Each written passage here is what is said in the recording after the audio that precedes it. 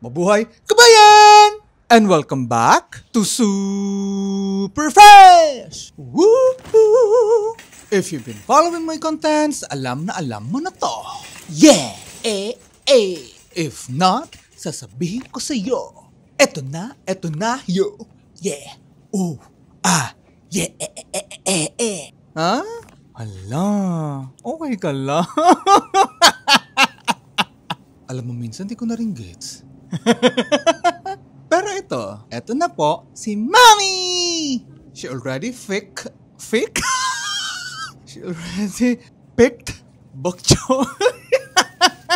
Ano ba namang PNF? Anyway, punta na tayo sa fresh na fish ng Super Fresh. Sorry po, tawang-tawa na naman ako. Uy.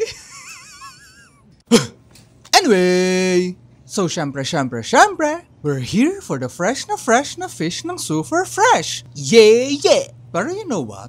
Every time I post about Pompano, I get a lot of comments saying, sana all, buti pa kayo, wow, yeah, woo, let me hear you say, oh yeah. One more time! Oh, yung seryoso na, magto 2 minutes na naman. Pero seriously, o ano? Yeah, sana all daw. Tas ako naman, syempre, I wondered why. Then sabi nila sa akin, Pompano is really expensive in the Philippines. Tapos ako naman, come to think of it, no? I don't really remember na nakapag-Pompano kami ever sa Philippines. Pilipinas?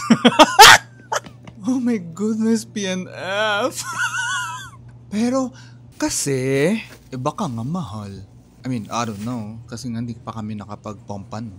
And then we also got salmon. Kasi naman, we really enjoyed the first time we bought it. Ay, grabe talagang sarap. Mapapasabi ka talaga ng, wow! Yeah! Woo! Oh yeah! Oh!